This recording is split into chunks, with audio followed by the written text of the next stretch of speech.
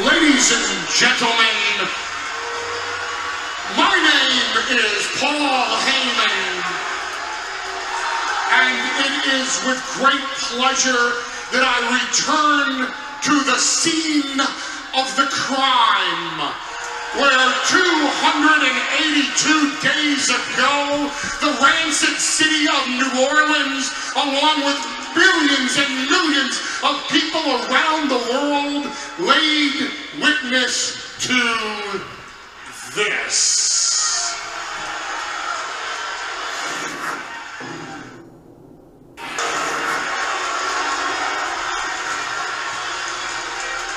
The death of a myth, the end of a legacy, the rise of a beast.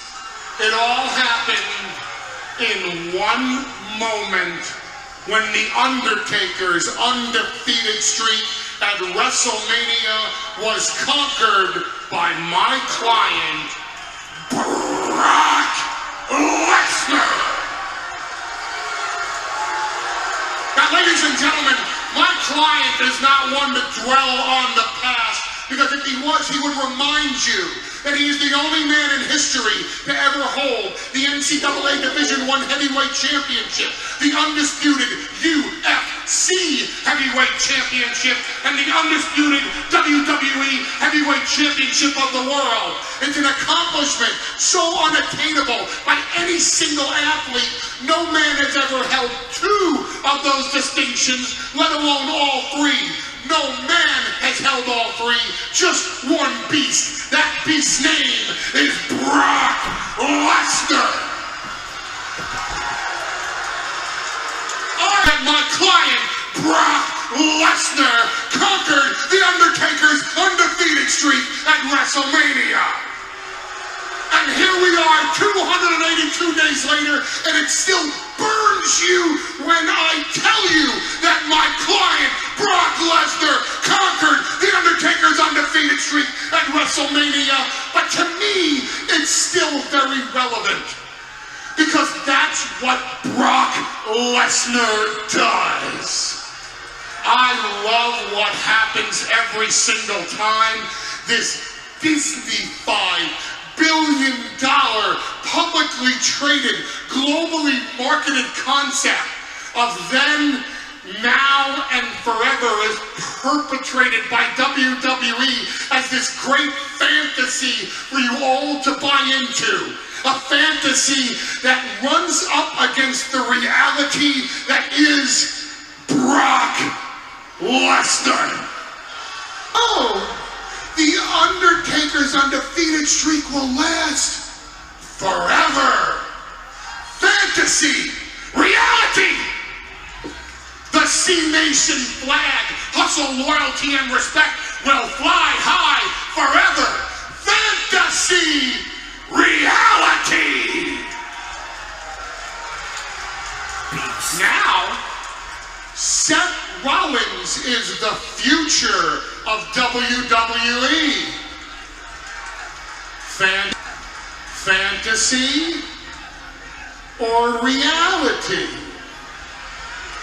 There's a triple threat match at the Royal Rumble where the reigning, defending, undisputed WWE Heavyweight Champion of the world, Brock Lesnar, will defend his title against John Cena and Seth Rollins tonight in this very ring. A contract signing. All three men in the same ring at the same time. My client, Brock Lesnar, will explain to those two men the difference between fantasy and reality.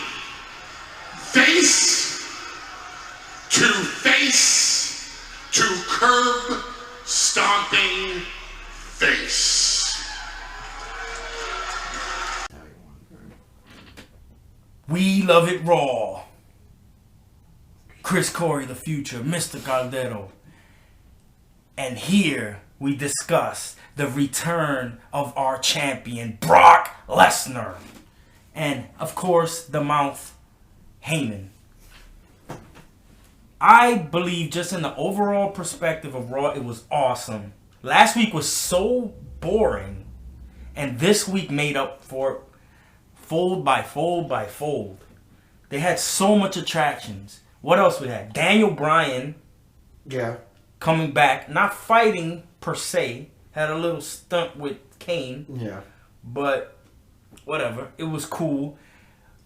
The biggest thing is the induction to the Hall of Fame. Macho Man Randy Savage. The number one draft pick for years and years and years in the WWE. And everyone on the internet is like, finally. We finally got Macho Man in the Hall of Fame. And guess what? You didn't get your family in there, brother. I know that was the stipulation. That was a stipulation. But you know what? His family decided, you know what? His career is bigger than, arguments. Yeah. This petty, I won't do this if you don't do this. His whole family finally said, you know what? He's too legendary not to be in the Hall of Fame. And and they probably realized they don't have enough accolades to even be in the Hall of Fame. No. Because I never heard of the Pofos until now. Yeah, you can't. And in that sense, you would just have to make him a 2-time Hall of Famer. Because you would later on have to give him his own. You know what I'm saying, right? Because Nature Boy got 2. Right. So you eventually would have to give him 2. So, no offense to the Powerful family, but no. Just Macho Man. I still think Hunter has something to do with working this deal out. Because he always works deals out. Triple H is really good at hashing old things. Yeah, and that was, like I said, that was the one thing that was preventing Savage from going into the Hall. Because they wanted, the whole family said, in order for Savage to go in, we have to go in with him. Because I think they were a wrestling family. Don't quote me on it, but I think they were a wrestling family. I don't know. But for them... Yeah, they were. They were. But they never reached that plateau that Macho Man ever... Not even close. Okay. They must have been independent wrestlers or something. Not everyone's going to make it, No. I mean, Savage got lucky during the 80s and the early 90s. He teamed up with Hogan, he had his stints with Elizabeth. He had even stints with Sherry, when he was Macho King. Did you happen to see the preview to the Macho Man? Yes, I did. I saw the whole thing like a month ago. I haven't watched it yet, but I gotta watch it later. It's so good. It is so good. It really is. I haven't watched it yet. I gotta watch it later. And his brother helped him with his whole promo thing. Did a good job, though. With the whole ooh yeah thing. If you watch it, you're gonna be like, oh, that's where that came from. Yeah. So that's pretty awesome. Anything else from Raw that's spectacular? The contract signing. The contract signing at the end, yes. That was pretty cool because you kind of get to see Seth Rollins mingle with the big boys, where the big boys play. And he's hanging pretty well with them. And he's hanging tough because out of all 3 of the Shield members, I think he overall is better. Mm-hmm. Because Dean is better in promos and Roman Reigns has the look. But I think Seth has the skills, the promo, the heat from the crowd. And how many people can you honestly say are bad guys in the WWE and are hated? Seth Rollins is the only hated guy, really. And we need heels. We need to, no offense to Dolph Ziggler, but he never accomplished being a heel because he's always trying to be loved. But I think, like I was telling you last week, Ziggler is coming back. He's going to be a heel. Because they're going to start, I think they're going to start a storyline either slightly before the Rumble or shortly thereafter the Rumble where Ziggler, Ryback, and Rowan all come back and start a feud with Cena. Because of the promise, I'm never going to bring back the Authority, this, and this. So that's how I'm seeing it. But this whole thing with Seth Rollins, Lesnar, and Cena in that triple threat match, he's proven himself that I can hang with you guys. I can hang with you big boys. And it definitely makes the main event more interesting. Yeah, more compelling, which is good. Because, yeah, I was excited for Cena and Brock. I was. But Seth Rollins is so different skill-wise, technique-wise. Everything you could think of, he's so different from them two. Mm-hmm. He's so the polar opposite, and he shows that he's the future. And Brock did say, the future doesn't start until I say so. Exactly. So You're the future, but you don't start until I say so. Something's telling me this. That Rollins is going to be the future at the Royal Rumble. Because remember what he said? With that plan A and that plan B? Yeah. So something tells me that... But that's too easy. If they tell you that, that makes me feel like it's not going to happen. I feel like whenever they say it out loud, it's to throw you off. I still think it is. For some weird reason, I still think that plan B is going to be in effect at the Rumble. If it's not, I want to know what... I'd be happy with Seth Rollins or Brock winning, not John Cena. Please, anybody but John Cena. Because it's the same old cookie cutter story. Here's how I see it going down. This is how I see it going down. Brock Lesnar beats John Cena. Okay? Rollins is not even involved. You know, he's like, let's say outside, this, and this. Okay? Lesnar is too beaten up. What could happen, and I see this happening, now I might be wrong about it, okay? That Rollins will cash in that Money in the Bank, and that's how Plan B gets initiated. I think that's just too easy. I don't think that they would just tell you this is Plan B. I don't know. Just be like, I thought I knew everything, and they swerved us with the triple threat. So I really don't know what's gonna happen. To be honest, I really don't know because they've been doing a good job of swerving us away. That they have. Away from what we think is gonna actually happen. So we can talk all the shit we want about WWE and we think we know what's going to happen. We've been pretty wrong recently. Well, we've been wrong quite a few times already. And not only you, not only me, not only Vanessa, not only our Facebook fans, all combined, we still can't predict it. So, you know, kudos to Triple H and to Vince McMahon because they're throwing us off. Who's the creative writer now for WWE? It's still Vincent Kennedy McMahon. It still is Vince. Triple H has a heavy hand in it, but Vince is not letting go of that grip. Okay, I thought since Dunn left, I thought maybe they hired somebody new. That particular part, I don't know. But as far as like the top heads, it's Stephanie and Triple H running it mostly. But Vince will be like, I don't like that, take that out, put this in. He still has to say no matter what. He still has final say, Vince. Until he decides to step down. Pretty much. And Triple H said himself, I don't see him stepping down till he's gone. Exactly. Because he will never let go of that position. But like you said, you know, I got to give the whole McMahon family credit for what they've been doing lately.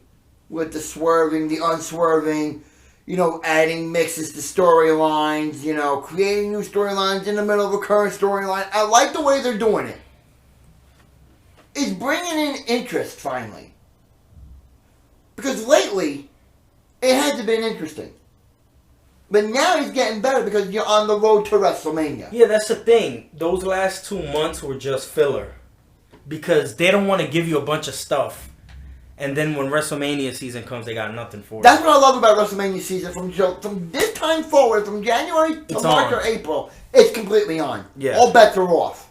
Everything is the volume is all the way up from now till WrestleMania. Yeah. That's for sure. And the Rumble is going to be awesome because it's going to have a lot of little feuds going to be resolved in the Rumble. Exactly. Like Bray versus Dean. Like, you know, all the little Big nuances. Show versus Reigns. That feud is going to be settled. Yeah, Roman Reigns. Yeah. And it's just all the little things. Tyson Kidd and Cesaro. You know, all the little tag team. Like, that's what the Rumble is all about. Some might say it's a clusterfuck.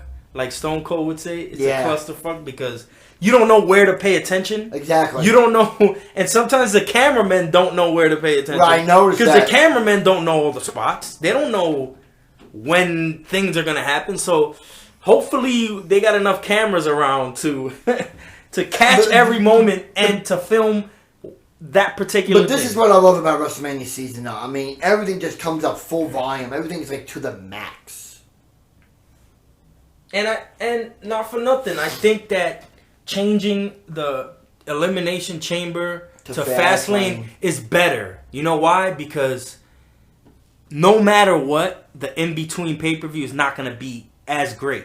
I think this one will be. But compared to Rumble and Mania... No, it doesn't compare. I'm saying that Fastlane is good because there's going to be regular matches. I felt like Elimination Chamber was just like... It was too much for that. I'm not saying I don't want it. I just don't want it at that particular And then plus time. you had 2 Elimination Chambers when you had 2 titles at the time. When you had the World Heavyweight title and the WWE title at the time, you had 2 Elimination Chamber matches. I mean... And now it's just like they did it out of... Well, last year, they did it out of just tradition. They didn't really do it for any real purpose. No, they didn't. But by the way, Brock Lesnar looks awesome with that belt. He does. And when he came out the first time, the beginning thing of the show, I went nuts when Brock came out. I stood up. I hope nobody in the apartment heard me. I was losing it. I lost it. That shows how that this plan is working. Hiding the champ.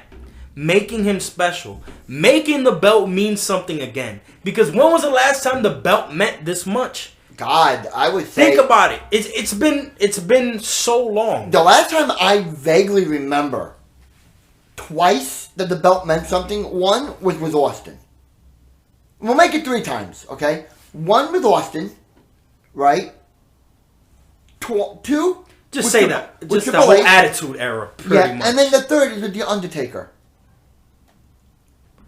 But and now with Brock Lesnar. I feel like with The Undertaker, it was less about the championship and more about the matches themselves. Because he brought out the best in every superstar. And I felt like the last couple WrestleManias were just about the matches, not about the title. Look what he did with Brock Lesnar last year at the Superdome. He brought out the very best in Brock Lesnar. Nobody knew Brock Lesnar was going to beat The Undertaker. He brought out, I think, the very best in Lesnar. And it's carried over till now. It's carried over now until going into the Royal Rumble. Gonna carry over until Fastlane. Gonna carry over until WrestleMania in California. It's carrying over. But now here's my question I gotta ask you though. Sting made the appearance in November at the Survivor Series. When are they gonna start doing that storyline with him and Triple H? That I don't know.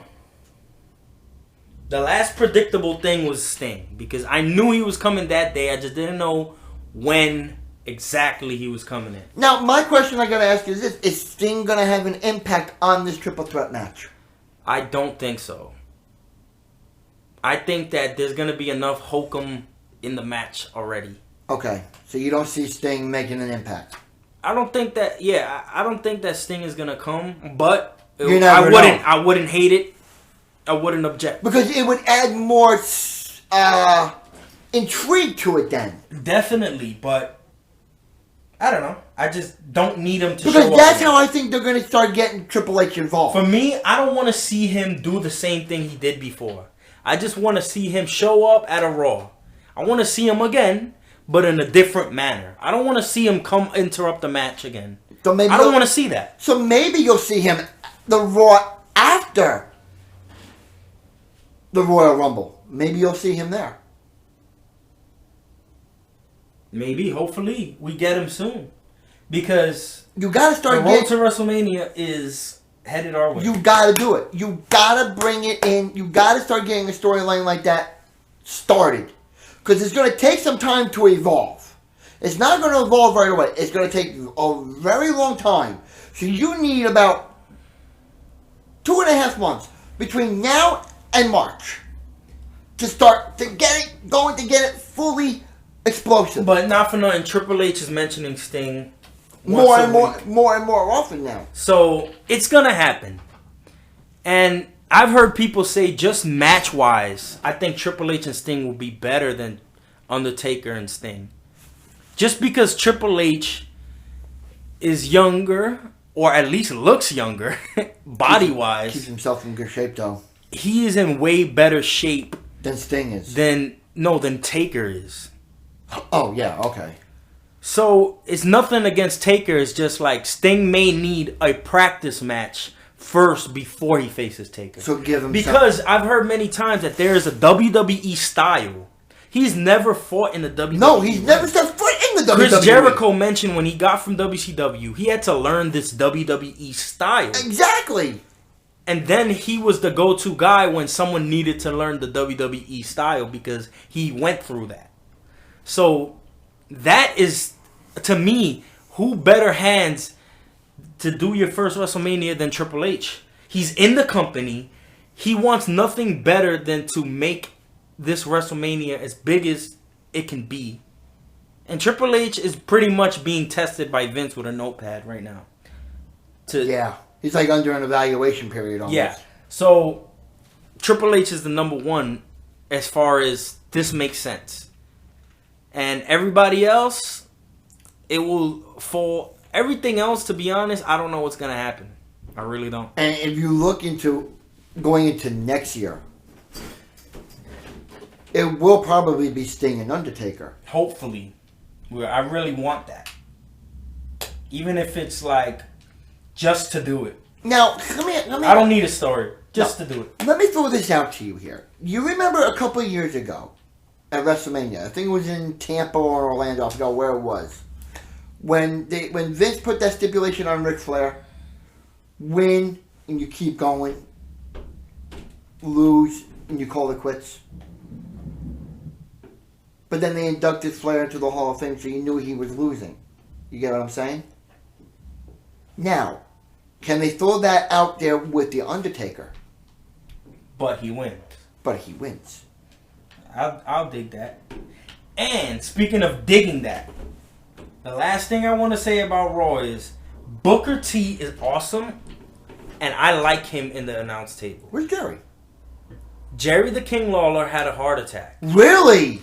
Or something to the heart, something related to the heart. Oh, wow. But from what I read online, this kind of happened at the right time because they've been wanting to move Jerry to SmackDown. Because Jerry wants to slowly transition out. He's getting older. Mm-hmm. They want to have a new, younger team. All right. So Jerry is going to SmackDown. Okay. With Michael Cole and, what's his name? Phillips. Todd Phillips, the white dude? Todd Phillips, yeah. That's going to be the SmackDown team. And then the Raw team is what we see now.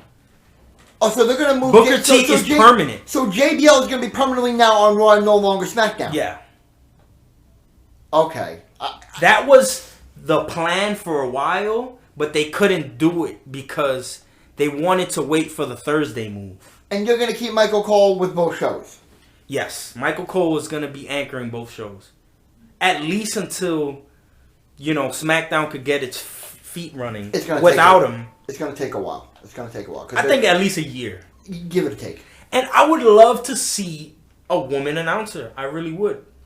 Besides the backstage announcers that you had. No, like at the announce table. At the announce table, yes. A great mix for SmackDown. Let's say Jerry the King Lawler, the white dude. I still forgot his name. Todd Phillips. Todd Phillips, and let's just say Renee Young. That'd be awesome. Them three would be awesome. Or you put Jerry, Phillips, or that young ring announcer Eden Styles. I don't know what that is. She's related to the Rose family. Oh, okay. Isn't that Cody's wife? I think it is. If I look at it, I'm pretty sure that's Cody's wife. Well, damn. God bless you, Cody. You have some good taste. He likes them dark, and I don't blame him. And me neither. I like them dark too. I like chocolate. I like chocolate too. Oh, my marshmallow. But if you put a woman announcer on SmackDown, but she's more of an entrance, of like announcing you to the ring. I'm talking about broadcast on the table. I think Renee Young would fit perfectly. Renee Young is young, beautiful, and talented. But where do you put Byron Saxton then? Do you keep him on the pre-show? Byron Saxton could pretty much take over what Renee Young is doing now. But here's my other question. You got him, Byron Saxton, and A-Rod, Alex Riley, on the pre-show for Raw. Mm-hmm. It used to be Booker T, A-Rod, and Byron Saxton. But now are you gonna now make Maybe Byron Saxton's replacing Booker. Okay. You know, it's chain of command. He moves up, you move up too. You're not gonna make as much as he did, but he's A-Rod doesn't wrestle anymore. Riley doesn't wrestle, right? No, but keeps talking about he wants to come back, and he's slowly working at NXT to build himself back. Because I think it was something with an injury, and then everything fell apart. Okay. But either way, NXT has Renee Young at the announce table, and she's awesome. Who's the GM of NXT? Is it Regal? It's Regal. It is Regal. William Regal. Yeah. Okay. And things are going awesome at NXT, and people have to understand. They love NXT. They say it's better than Raw. You have to understand this. It's only an hour. Raw is 3 hours. Raw is 3 hours. You're being too hard on Raw. If you took all the best moments and you put it in an hour, do you know how incredible that would be? It would be very good. It would be the best show on television if you put that in an hour. That's true. People just have low attention spans. Mm-hmm. And they need to understand. And they also need to understand that Raw started as an hour.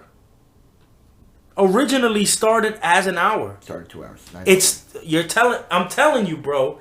The original, at least the first year, in '93, in the Manhattan Center, with Shawn Michaels and Diesel, it was an hour. I thought it was 2 hours. It was. I'm telling you, brother. At least the first year was an hour. When did they move it to 2 hours then? That's what when the popularity, I guess when Nitro started. In '95. They had to step it up or something, or I don't know when the transition happened, but they need to slow down with moving up the hours, because 3 hours is more than enough. And there was talks about them moving Raw back to 2 hours. I would love that. You know what they should do, my opinion? Make Raw 2 hours. From 8 to 10 or 9 to 11? Wait. Make Raw from 9 to 11. I'll go back to what it was. But you still keep that hour.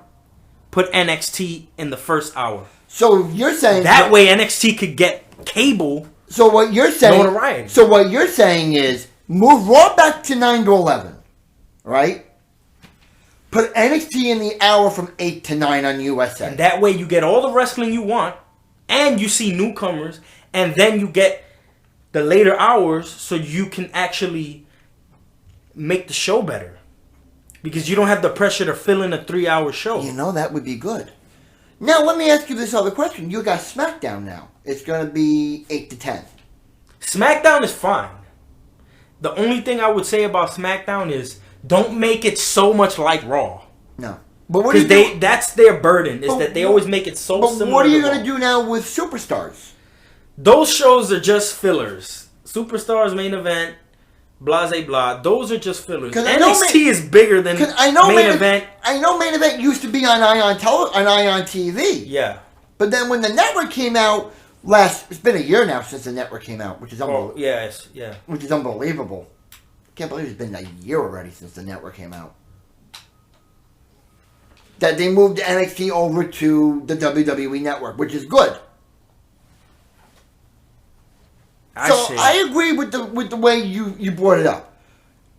Move Raw back 9 to 11.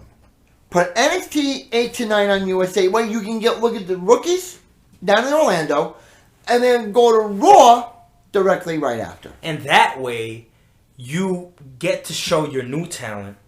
What you're capable of doing. What they're capable of doing. And also, it's just better booking, in my opinion. You get less exhausted with the show. And if you don't want to watch NXT like you per se, just tune in at 9. I can always watch it on the network. And you could always watch it on the network. And what I noticed a lot, though, and I noticed this last month at Madison Square Garden when I went for the holiday show, there was an NXT match. Yeah, who was it? Sami Zayn and Adrian Neville. They're the hot tickets. What a match that was. Holy crap. They're really on it. Next week is the rematch for the title, for the NXT title. So bring it out. And next week is Raw Reunion. 4 legends. It was supposed to be 5, but Nash got arrested. Oh, really? Oh, yeah, he did. That's right. I forgot. It was supposed to be the reunion of the NWO.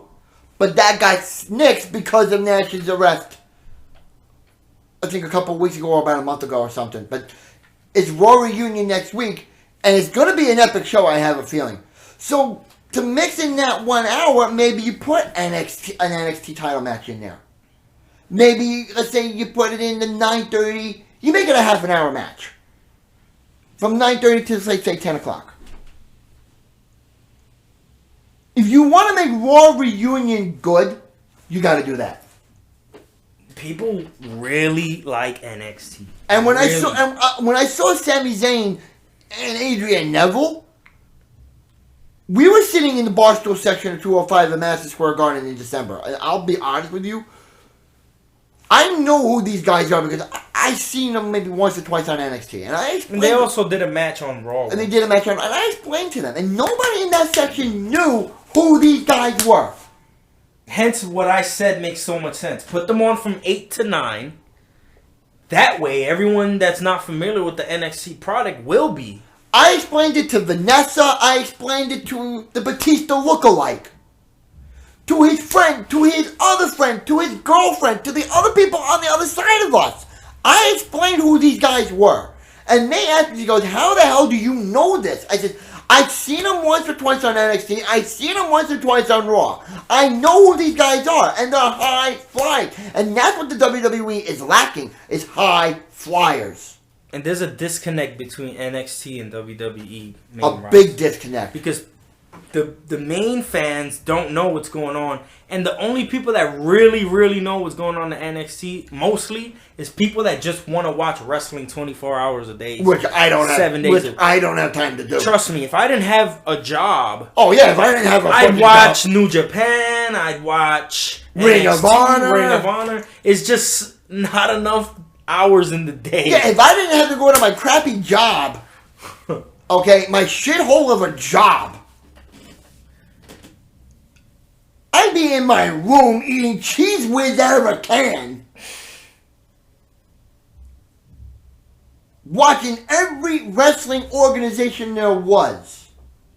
AWA, NWA, ECW, WCW, and just the network alone, you need to quit your job and stay home. Exactly. The network. No, we're not encouraging you all to quit your job. No, of course not. Unless you really hate your boss and you hate your job, then quit your job. But we're not enforcing you to quit your job or punch your boss because then you go to jail. But I agree. If you want to watch every wrestling company there was, from the AWA to the NWA, to ECW to WCW, to New Japan, to Ring of Honor, to NXT, to Monday Night Raw and SmackDown, you need no life, basically. SmackDown's moving to Thursdays. Hence, NXT's moving to Wednesdays. Oh, really? It is? That was announced also. Starting this week? The same week. Well, yeah, it's this week, so right? SmackDown, I know SmackDown... The same week SmackDown changes is the same week NXT so changes. NXT's moving this Wednesday now. This Wednesday is NXT. And I must say, NXT is awesome.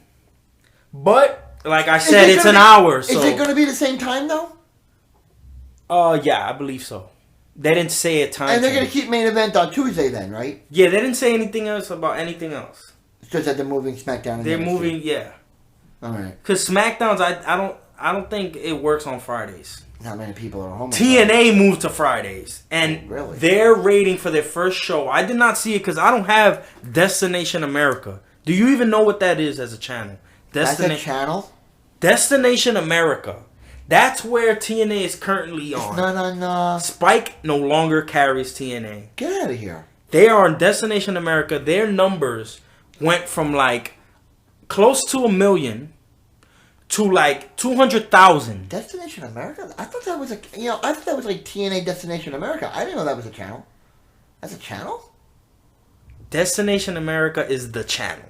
I have to look it up. And that is a big, supposedly, this is a big network internationally. What cable company do you have? This is Optimum. You have Optimum. Okay. I don't know. I never heard of that till I heard the announcement. Let me find it out, and I'll let you know. Yeah, because I honestly would watch it because I fast forward. Now, what time is TNA on Friday? 8 o'clock, 9 o'clock, 10 o'clock? I think it's from 9 No, I think I think it's from 8 to 10. I'm forgetting, but either way, Because they're coming to I think they're coming to New York City, or they're here in New York City at the Manhattan Center. They're somewhere. I keep seeing the advertisements. So is that it, Chris? Are we done? Yeah. Well, one thing, tonight's the final edition of the Monday Night War. They said it's the final edition. Yep. Tonight's the night they're gonna see. Did they say what it was? The buyout. The buyout. The buyout. I didn't finish watching the last Monday Night Wars because I felt like I already. I mean, I've seen it, but I love watching it. Yeah. I love watching it. I mean, last week's was good because I didn't know the tension. Before I forget, I listen to Piper's Pit podcast. Oh, Piper has a podcast now? Oh, you didn't know? No. Same network Stone Cold's on in JR. Podcast1.com. Really? Piper's Pit podcast. It's brand new? It's not new. It's like at least 8 months old. Really? Yeah. Well, I don't listen to podcasts. Well, that's either my thing. way, he had Vince Russo on. Oh, God. And he did not hold any blows. He said when Vince Russo took over WCW that he treated all the older guys like shit. And he confronted him on the interview. He said, "You didn't even have the respect to come shake my hand."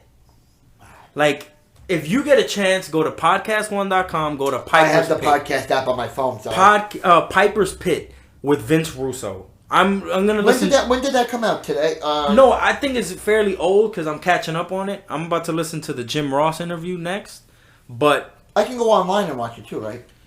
yeah, it's Podcast1.com. on podcast1.com. Okay. That carries the Stone Cold. And I'm gonna look for the Destination America channel for you either today or tomorrow. Yeah, that I really need. You'll have it before Friday. I'll guarantee you that. You'll have it before Friday.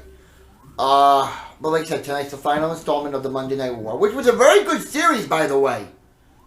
Because there was a lot of stuff I knew, and there was a lot of stuff I didn't know about the Monday Night War. I didn't know the backstage drama, the backstage bullshit that Russo created in WCW. He basically one-handedly took that company from his glory to his doom. No, it was already sinking.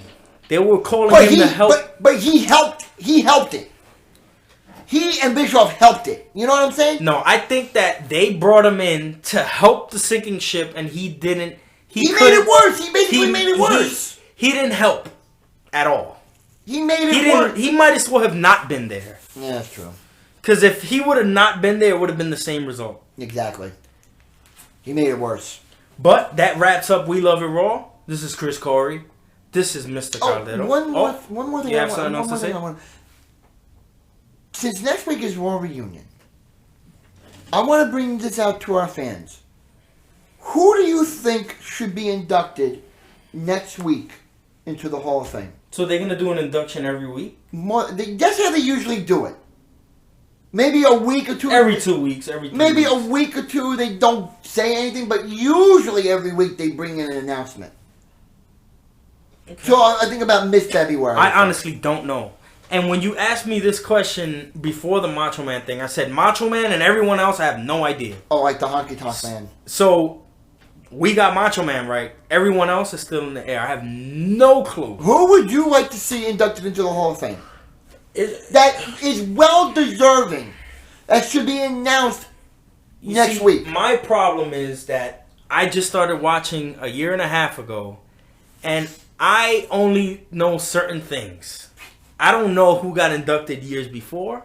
I don't know. You know what I'm saying, right? Like, it's been so long. If I name a bunch of people, you guys will probably chop my throat off because you'll say he's already inducted. I mean, I know Hogan got in, Pete Rose, Donald Trump.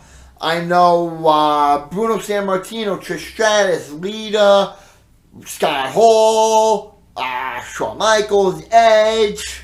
I can't think of any. Everybody else that I think deserves it, it's not their time to get it yet. I say Triple H. No. I'm still leaning to the fact that he's going to get... Triple H has like 3 more WrestleManias at least. In him? At least before he gets that Hall of Fame. Something still tells me, though, that The Undertaker...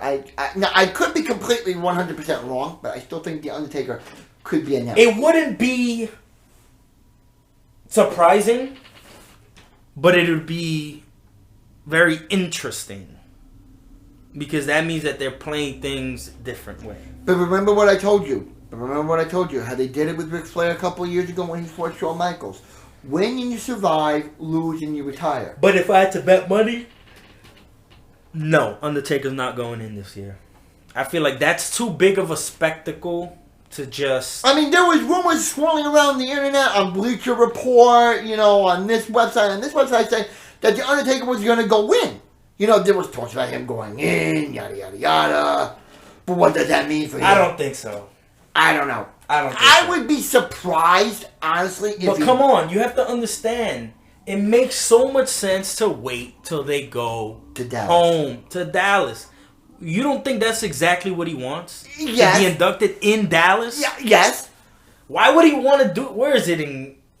In California? Yeah, Levi Stadium outside San Francisco. Undertaker doesn't want that. You know what I'm saying? Like, I agree with you on that part. But does he have a say into whether or not... Yes, he does. He does have a say. He's the Undertaker. Okay. I don't think so. Anybody else? Because I don't think so. I don't know. I mean, Honky Tonk Man... Honky Tonk Man is a possibility. Like, a lot of those underlink, medium-sized legends may make it. What about the Legion of Doom? Legion of Doom, also. Demolition, yes. Yes, I guess, because they're a WWE product. But they're kind of a copycat of them, so... Yokozuna, yes. But to me, you're just mentioning... names. It could be anybody we don't know. It could be so many people, it's just hard to even pinpoint. I have no clue, to be honest. But that's who I think should be inducted. I mean, I have no say. You have no say. We all have no say. It's up to the... And I have no predictions. Yeah, me neither. That's what I just wanted to say. Next year's predictions, I will have a couple, but this year, I don't think so. Macho Man was my only prediction. It was a long overdue for him. Yeah. But anyway. That's what they're going to do with Taker. They're going to give it to you when it's overdue. Interesting. So, remember, people... Subscribe. Watch the podcast. This is Chris Corey. Our viewership went up last week. Thank you very much for that. A couple of comments, which I liked, and a couple of comments, which I didn't like. Thank you, Shantae J. Thank you, everybody, even if it's negative, because you know what? Yeah, a negative comment is better than no comment at all. Scumbag CS818791 or whatever. He's back? He's back. Holy shit. Fucking asshole is back, and he's got shit to say about me already, saying that I don't know jack shit. I didn't know Brock Lesnar headlined around. I didn't even know Lesnar won a Royal Rumble. I didn't even know that. He told you. Well, thank you, everybody. Signing off. See you next week.